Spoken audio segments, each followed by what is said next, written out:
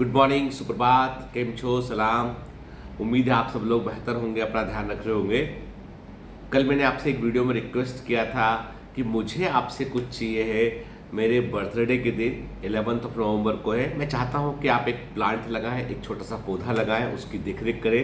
पौधा वो लगाएं जो आगे चल के पेड़ बन सके, क्योंकि आज भी हम जो है जो सच्चाई को नहीं समझ पा रहे हैं वो ये है कि हम जो विकास कर रहे हैं, जो डेवलपमेंट कर रहे हैं, उस डेवलपमेंट की कॉस्ट हमारी आने वाली पीढ़ियों को चुकानी होगी। ठीक है, तो मैं बिल्कुल ये नहीं बोलता हूँ कि डेवलपमेंट ना किया जाए, पर मैं ये बात बोलता हूँ कि हमें पर्यावरण को ध्यान में रखते हुए डेवलपमेंट करना है, सस्टेनेबल डेवलपमेंट करना है। मतलब कि ये हमारी हम आने वाली पीढ़ियों को क्या देते हैं, कितना धन दौलत देते हैं, ये इंपॉर्टेंट नहीं है। इंपॉर्टेंट ये कि कैसा पर्यावरण इन्वायरमेंट उनको हम देकर जाते हैं। जैसी धरती हमको मिली थी वैसी धरती उनको मिलना चाहिए, ठीक है, बल्कि बेहतर कंडीशन में। अभी आप देखिए मुंबई में, मैं आपको पिछले एकाध किसी सेशन में मैंने और भी कहा आपसे कि मुंबई में जनरली इतना पॉल्यूशन नहीं रहा करता था, पर सडनली मुंबई के अंदर भी पॉल्यूशन बढ़ा है। दिल्ली की तो बात ही छोड़ दीजिए आप। दिल्ली में तो लोग जो है वो कहते हैं कि अभी बहुत सबसे अधिक यदि कोई प्रोडक्ट दिल्ली के अंदर बिक रहा है तो वो है एयर प्यूरीफायर। मतलब वो दिन दूर नहीं है जब जो है वो, यदि यही हालत चलती रही तो हम लोग जैसे पानी की बोतल आज खरीद कर रहे हैं, हमको पता है कि यदि बाहर का खुला पानी पियेंगे बीमार पड़ जाएंगे, तो हम पानी की बोतलें खरीदते हैं हम, ठीक है। और जब मैं बहुत छोटा हुआ करता था और ट्रेन से हम लोग सफ़र करते थे कभी, तो पानी की बड़ी सी बोतल रखते थे, घर से लेके आते थे उस बोतल को, और फिर रेलवे स्टेशन पे उस बोतल को भर लिया करते, रिफिल कर लिया करते थे बगैर किसी डर के। शायद पानी तब उतना हम बोले कि अनहाइजीनिक या स्वच्छ पानी रहा करता होगा उस समय के, अनहाइजीनिक नहीं रहा करता होगा, या हमारी इम्यूनिटी अधिक होगी, वॉट एवर द रीजन्स, लेकिन हम लोग वो करते थे। फिर बाद में पानी की बोतलें बिकना शुरू हुई तो फिर वो बोतल ले जाना, साथ लेना बंद कर दिया।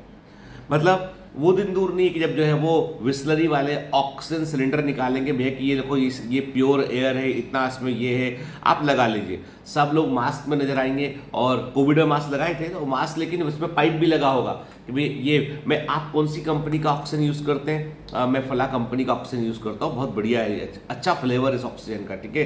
तो लोग ऑक्सीजन भी यूज़ करना शुरू कर देंगे। बाजार जो है, बाजार तो तैयार बैठा है, जो समस्या आएंगी उनको ऑफर करने के लिए बाजार तैयार बैठा है। अब ये हमको सोचना है कि हम जो है इस बाजार के लिए अपने आप को तैयार करें, या हम परिस्थितियों को बिगड़ने से रोक लें।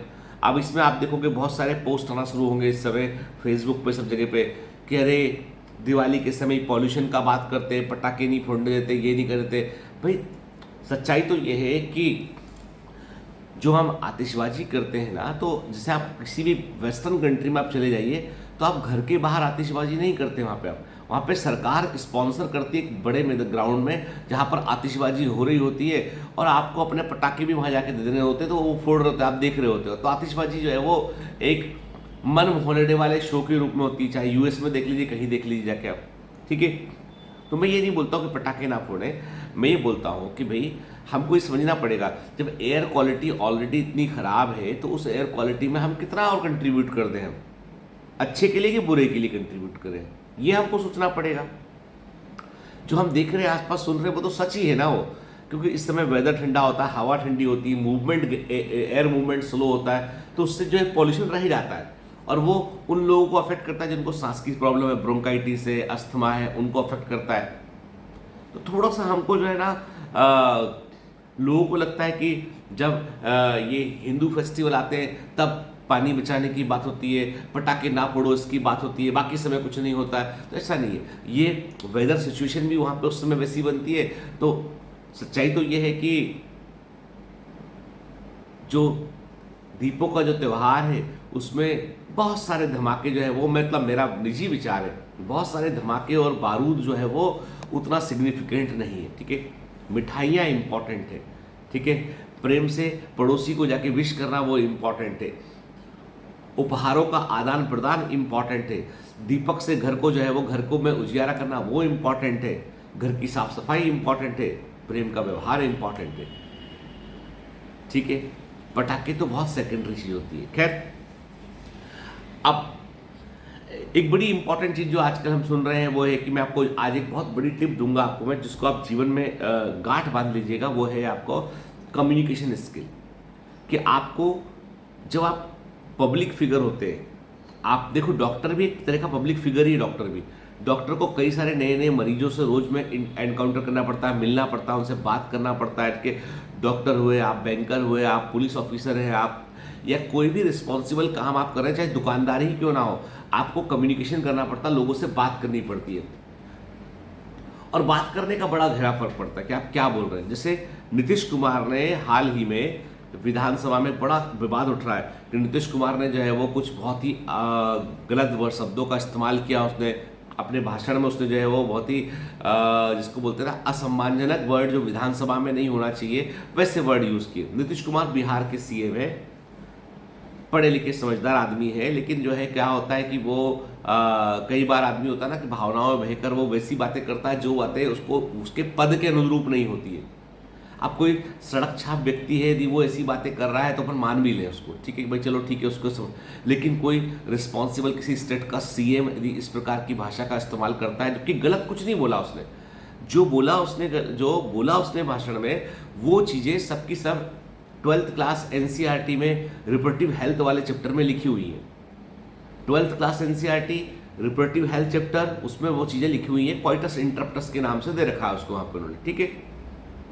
लेकिन बोलने का तरीका, भाव भंगिमा, ठीक है, जिस प्रकार से वो बोल रहे हैं, जो उनके हाव भाव हैं, वो ये शो करता है कि आपकी मानसिकता में जो है, आपके दिमाग में किसी ज्ञान की चीज को भी आपने कितना डिस्टॉर्ट करके रखा हुआ है कि जिन शब्दों का आप इस्तेमाल कर रहे हैं, हालांकि बाद में उन्होंने माफी मांग ली है, लेकिन मेरा पॉइंट ये है कि आपके माफी मांगने से आपका एक्चुअल चरित्र तो सामने आ गया ना, सामने पब्लिक के, तो वो सबसे बड़ी चीज। तो मैं वही कहता हूं आपसे कि आदमी को चाहे कितना ही बड़ा बन जाए, सम्मान पाने में आपको लगते हैं सालों, दशकों लग जाते हैं आपको, लेकिन उसको गिराने में, पतन होने में जो है वो कुछ सेकंड ही काफी है। नीतीश कुमार जो बात कर रहे थे गर्ल एजुकेशन के ऊपर, उसमें उन्होंने यदि भाषा का सही इस्तेमाल किया होता, उन्होंने सिर्फ लैंग्वेज में शब्दों का सही इस्तेमाल किया होता, भाव भंगिमा सही रखी होती, तो कुछ भी गलत नहीं बोला उन्होंने। वो जो बोल रहे हैं क्लास टीचर, जो पढ़ा रहे हैं कोर्स के लिए जो लोग, वो सारे टीचर भी वही सब बातें बताते हैं, लेकिन बताने का तरीका ऐसा होता है कि सामने वाला आदमी अनकंफर्टेबल ना हो जाए। भाव भंगिमा ऐसी होती है कि आप किसी गंभीर इश्यू का आप मजाक नहीं उड़ा रहे हैं, आप जेंडर डिस्क्रिमिनेशन टाइप से बात नहीं कर रहे हैं, आप वो शब्द बोल रहे हैं जो शब्द जो है वो समाज में एक्सेप्टेबल नहीं है, तो प्रॉब्लम तो होगी। तो मैं वही बोलता हूँ कि कितना ही बड़े बन जाइए, यदि आपको में कम्युनिकेशन स्किल नहीं तो प्रॉब्लम है। जैसे मैं यहाँ पे जब कभी, मेरा एक क्लब है NSCI, national sports club of India, जिसमें मैं कभी कभी जिम जाता हूँ, जब वक्त मिलता है मैं उसमें जिम जाता हूँ, वीकेंड में जनरली मैं जाता हूँ उसमें। और कभी हमको डाइनिंग के लिए जाना हो, किसी तो कुछ ग्रॉसरी लेना हो, तो वो बड़ा अच्छा स्टोर है, वहाँ जाते हैं हम। एनएसए मतलब national sports club of India जो है one of the biggest club में से एक है इंडिया के अंदर। तो वहाँ पर एक इन हाउस स्टोर है, जो स्विंग कॉस्ट्यूम और कुछ सामान आप भूल जाओ ना, तो वहाँ खरीद सकते हो जाके आप, ठीक है। तो मैं एक बार जब तैरने के लिए गया, मैं तैरना सीख रहा हूँ, तो मैं तैरने के लिए गया, तो मैं क्या हुआ, मैं अपने शायद गॉगल्स होते पानी में डालने पानी वाला चश्मा होता है, वो भूल गया घर पर, है ना। तो मैंने कहा चलो ले लेते हैं यहीं पर ना। तो मैं उस स्टोर पे गया, तो मैं उससे बोला कि यार वो स्विंग गॉगल्स चाहिए हमको। बोलता, उसका क्वेश्चन मुझसे था कितने का ले पाओगे। बड़ा मतलब उसको पूछा था सर, उसको पूछता मुझसे किस प्राइस रेंज में दिखाऊं सर, उसने नहीं बोला कितने का ले पाओगे। तो मैंने कहा यार भाई जितना अफोर्डेबल होगा ले लेंगे, दिखाओ तो सही। तो उसने मुझे दिखाया है, तो वो 3000 रुपये कुछ का था। मैंने कहा मेरे पास घर पे तो रहे ऑलरेडी, तो सस्ता वाला कोई लेता। मैंने उसको बोला कि यार कम कॉस्ट का दिखाइए, क्योंकि मेरे पास ऑलरेडी है, मैं घर पे भूल गया हूँ, स्पेयर में चाहिए मुझे। वही तो मैं कह रहा था कि मुझे मालूम था इतना महंगा ले नहीं पाओगे। फिर मैंने अपने आप को वहाँ पे एक आईना लगा था, मैंने अपने आप को देखा कि मतलब कि क्या ये मेरे बारे में ऐसा क्यों बोल रहा भाई, मेरी शक्ल पे लिखा हुआ कुछ क्या ये। तो मैंने कहा आप मतलब आप क्लियर कीजिए आप क्या बोल रहे हैं। बोला नहीं मुझे लगा कि आप नहीं ले पाएंगे, क्योंकि आपके पास होगा तो आप क्यों ले पाएंगे इतना महंगा वाला। तो उसने कोई गलत मंतव्य से नहीं बोला उसने, लेकिन उसका जो बोलने का तरीका था ना वो बड़ा अपमानजनक था। 4 लोग और भी खड़े होते हैं वो आपको, तो एक बार की बात है, उसी स्टोर की बात कर रहा हूँ। मेरा छोटा वाला बेटा तैरने आता, तो एक दिन क्या हुआ, अपने कुछ जो जो होता ना, जो हाफ पैंट पहनते तैरने के लिए, जो पहनते स्विमिंग कॉस्ट्यूम, वो भूल गया। हम लोग फिर से गए उसके बाद, पहले की बात है। अब क्या हुआ कि वो भूल गया घर पर। अब वो तो क्या है, एकदम बच्चे होते, क्रिप करते हैं। तो भारती स्टोर पे जाके उससे जो है बोली, वो भारती के पास में शायद वो पर्स नहीं लेगी उस दिन, तो पैसे नहीं पड़े थे भारती के पास। मैं भी साथ में था। भारती ने मुझको बोला, और सरप्राइजिंगली चूंकि तैरने जा रहे थे तो मैं भी अपने साथ पर्स लेके नहीं गया था उस समय। ड्राइवर को पूछा, ड्राइवर ने कहा गाड़ी में पैसे नहीं है। मैंने तो पर गाड़ी में एक्स्ट्रा कुछ पैसे रखते, वो पेट्रोल डाल लिया मैंने उसका। तो मैंने उसको बोला कि यार क्या हम कल देते चलेगा, आप हमारा मेंबरशिप नंबर लिख लीजिए। अरे पैसे नहीं तो फिर क्यों आते हो, डायरेक्ट शब्द उसका आया था। तो मैंने कहा भाई गूगल पे पेटीएम कुछ है तुम्हारे पास में? बोला है। अब चूंकि मैं यूज नहीं करता था पेटीएम और गूगल पे, कुछ भी यूज नहीं करता था, मैंने अमर सर को फोन लगाया। अमर सर से बोला सर कुछ 800 रुपये बिल है, इसका आप जरा पेटीएम कर दो इसको, है ना। तो अमर सर ने पेटीएम कर दिया, ठीक है, बात सॉल्व। उसके बाद फिर मैंने पहली बार मैंने अपने फ़ोन में फ़ोन पे को डाला मैंने, ताकि पेमेंट रिसीव कर सकूँ, पेमेंट दे सकूँ, उसके लिए मैंने यूज़ किया। तो भाषा जो है ना वो, अब जबकि मैं उसको बोला यार हम मेंबर यहाँ पे रेगुलर मेंबर, इतनी बड़ी मेंबर, बोला मान लो भूल गए तो वो जो व्यवहार है ना, तो उससे क्या होगा, बहुत मजबूरी होती तो आदमी उसे स्टोर जाता, अदरवाइज डिस्काउंटेड स्टोर है वो, कम प्राइस में भी देगा, 20% डिस्काउंट भी देगा सब। लेकिन आदमी उस आदमी को देखकर सोचता है क्या बात करूंगा, चीप आदमी है, तो लोग कटते हैं उसके स्टोर में। और वो भी किसी अमीर मेंबर का लड़का जो कुछ कर नहीं पा रहा होगा, उसको स्टोर खुला दिया उन्होंने। तो पॉइंट ये कि दुकानदारी में से लेके हर चीज में व्यवहार बड़ा रोल प्ले करता है। तो जो आप बोल रहे हो उसका बड़ा बड़ा फर्क पड़ता है उससे। तो इसलिए जब भी आप कम्युनिकेट करो ना, तो शब्दों का सही चयन करो। बात भले ही सही हो, आपकी बात भले ही सही हो, लेकिन यदि आपने उन शब्दों का गलत इस्तेमाल किया आपने, तो बात चुभ जाती लोगों को। तो इसलिए selection of words is very important thing to grow in life. क्योंकि आपको समाज में आगे बढ़ना है, तो लोगों में से तो आगे बढ़ना है आपको। लोगों को छोड़कर तो आगे नहीं बढ़ सकते आप, कि आप जंगल में चले जाए, वहां जाके बोले मैं प्रधानमंत्री यहाँ का, कौन सुनेगा आपकी बात।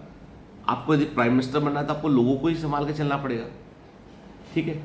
चलिए, तो आज का लेसन यही, और धनतेरस की आपको हार्दिक शुभकामनाएं, है ना। अपने स्वास्थ्य का ध्यान रखिए, पढ़िए। लक्ष्मी जी जो आती है वो तभी आती है जब आप अपने लिए दिमाग के दरवाजे उनके लिए खुले रखते हैं, है ना। अच्छे स्वास्थ्य के लिए, अच्छी जीवन के लिए खुला दिमाग का होना जरूरी है। Have a great day, all the best, bye bye.